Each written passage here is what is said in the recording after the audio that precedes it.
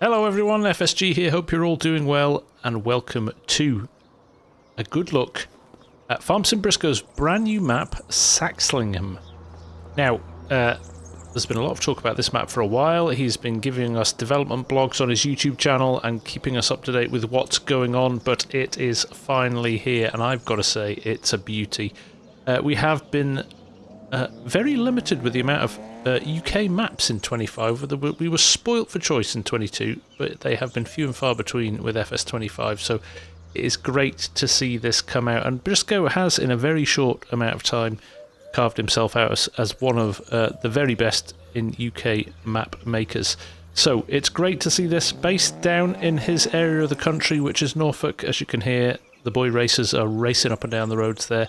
But he's done a really great job of this. Obviously, the Oaks in 22, then Saxthorpe, and then the Vintage Oaks, between them, three brilliant maps, and he's garnered himself a very good following. And as we look round the initial farm, this is the starter farm. If you begun here in new farmer mode, this is where you would start out, and it's got a lovely layout to it. Buildings very much in keeping with the area as well. This is based in a real location down there in Norfolk, so you definitely get the feel for the place. Storage through here, more storage for vehicles than you will ever need.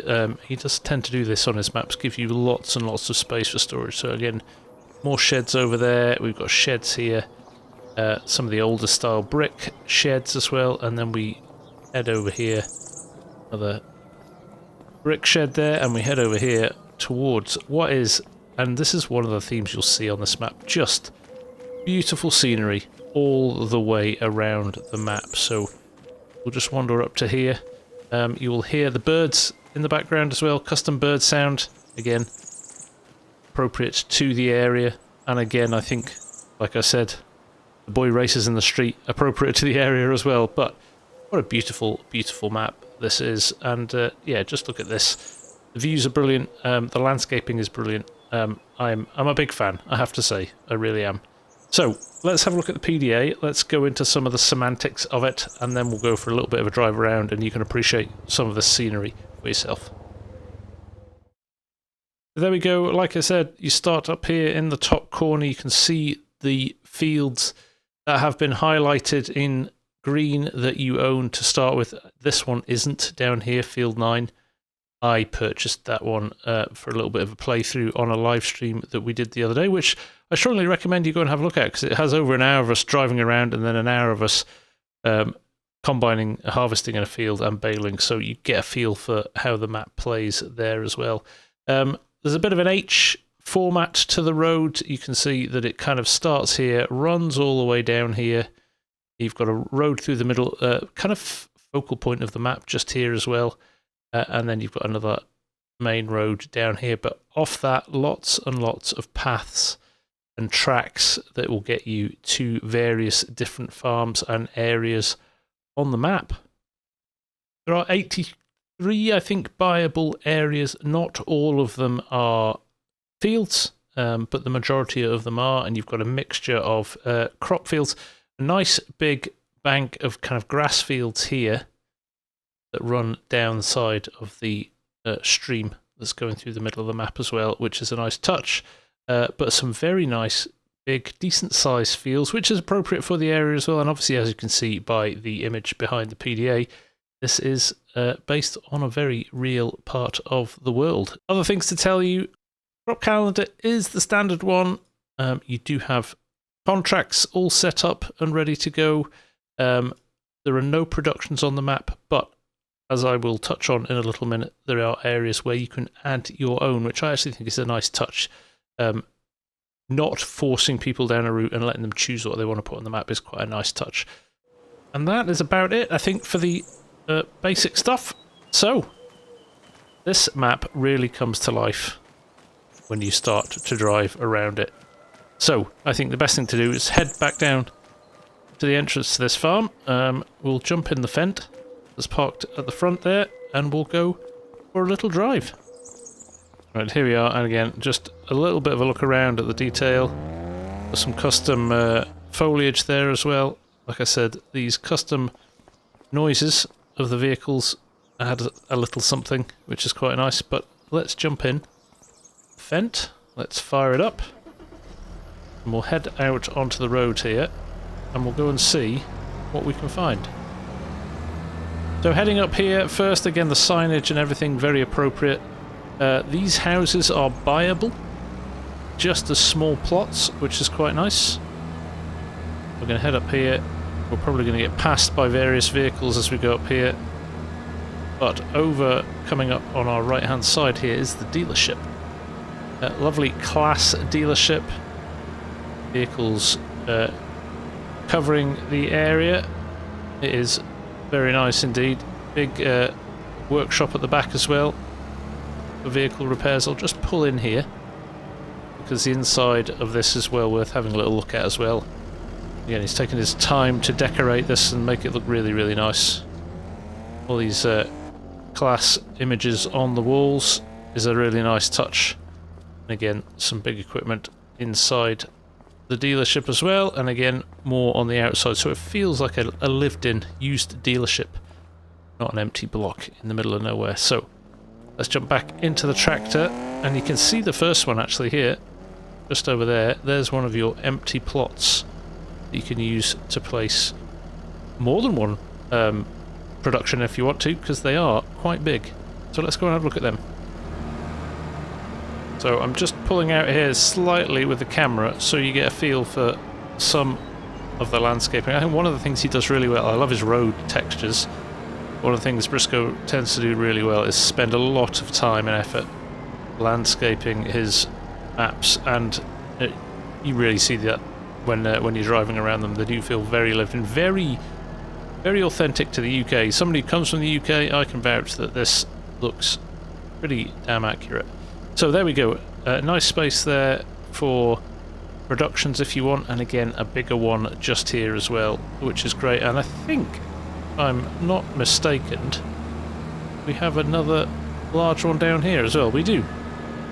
So lots and lots of scope to put in the productions you want there, but again you don't have your hand forced by having them pre-placed. So let's whip back around here because we have the BGA straight ahead of us as well. I'm not bothered going through the gate there. We all know what the BGAs look like in game, but BGA straight ahead there. And now what we'll do, we'll pull back onto the road here and we will head down to the other end of the map, and then we'll take things from there. So just for context, there we are, just sitting here.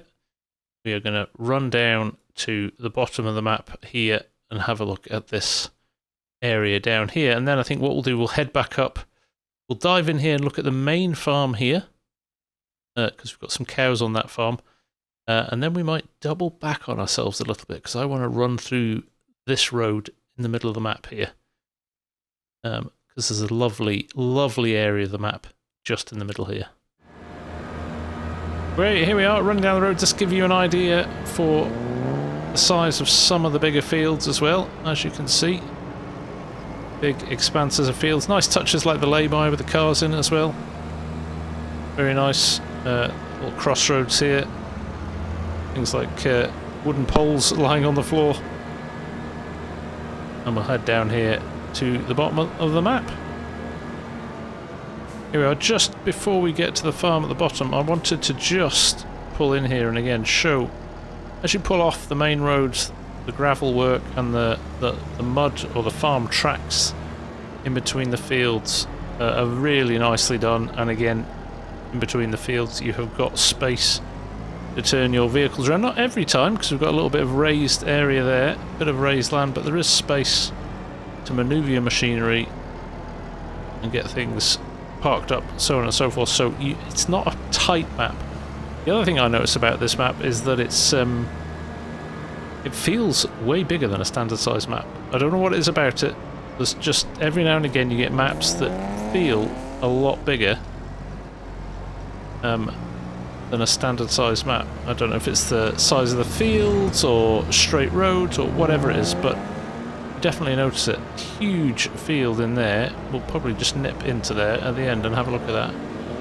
But we'll run down to the bottom here. There's going to be a crash here.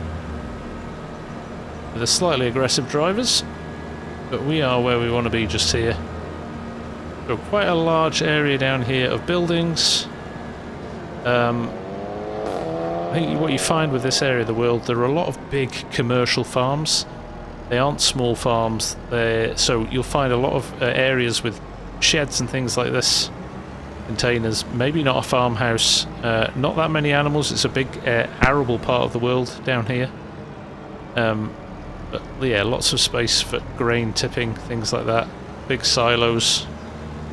And I like that, the touch that you can buy a house somewhere else, separate from the farming area, is quite a nice touch as well. So, nice big yard here, 4 big sheds. Yeah, I could imagine this being one of the big contractors down here, something like that. So, there you go. Quick scan of that. You can see these spaces where you could tip your grain or some of your produce in here. And we're going to head back towards Norwich. Here we go, I've just pulled off the road again, so again you can see probably one of the bigger fields on the map, this one. Field 13 there, beautiful crop in there. And also around here, another big field. Look at that, fantastic. So back onto the main road, and we're going to head to probably the main farm, or the biggest farm that has got the animals on it. Right, we've pulled off the main road here, and I want to let you see these kind of concrete slabs that they use on the roads down here when you come off the kind of main roads. Better than having muddy tracks, and they give you a little bit more purchase. Again, more big grain fields, more roads as we roll into the farm here. So we've got a silage bunker just there. We have got a plethora of sheds again. Like I said, big commercial farms these. So we'll just roll through here like so. Some of the old stone or brick buildings there. And here we have our cow shed. We've got cows in the pasture here, waiting to be milked, fed, etc, etc. More storage here, another silage bunker there. Newer shed, more brick sheds there. Split level farm as well, which is nice. So much storage of a fuel tank there and things like that as well. Very nice indeed. And then straight out onto fields here again. Those two big fields we saw before, but another one here ready for a crop to be added to it as well. So you get a feel for these big yards. There's a decent amount of space in them as well. There's the grain silo ahead of us as well. There's a decent amount of space to get big machinery around, and it kind of feels like a medium to big vehicle machinery map. It really does. If I run down here, in fact, I think this takes us a little bit closer to where we were before. It will take us back to the main road, but also there's another little farm up here, or some more sheds rather than a farm, some more storage sheds worth looking at. But again, I just want you to drive you through here, you know. The weeds growing through the cracks in the concrete slabs on the road there, very, very in keeping with this area. There are the two fields that we were playing on the live stream the other day, and again, if you fancy going and having a look at that, I'll put a link to that just up in the corner there, because we did have a good dig around the map and have a look at some stuff, which was great. Yeah, over here we've got another grain silo, a couple of big sheds. Like I said, there are big commercial farms here, so you don't always get a quaint little farm with a farmhouse and things like that. We were baling in here the other day, almost finished.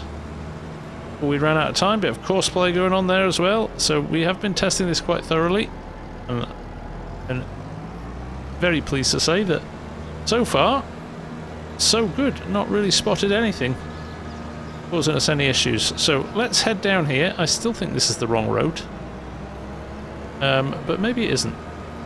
No, I don't think it is. We're heading towards what I think is one of the nicest features on the map. Again, I'll slow down here so you can see this really nice fence work on some of these grassland fields. and some of the landscaping, the power poles there next to the road, all feel very much in keeping with what's going on the map. But here we go, we've got little warning triangles here as we're running up to a ford. So a little water crossing. Slow our speed down a little bit, but this is very nicely done as we roll through here, and again just helps with the new water texture from Giants and that kind of interaction with it in 25 makes that a really nice little element of the map. And in here, another little working area. We've got a nice silo there and a shed. Again, dotted all around the map, these. Lots and lots of scope for building your own farms or building your own little empires. Spoilt for choice, to be honest. So let's head back up here. Again, I'm just enjoying driving through these areas and letting you see the landscaping again. That's what sets this map off for me. Just beautiful, beautiful landscaping. The time and effort he's spent on this is really shining through, I think. And then here, as we get up to this little crossroads here, this is actually a private road here into the Saxlingham estate, which will run us down now to, again, more sheds. Like I said, big commercial farms these, and again, look at that. How beautiful is that?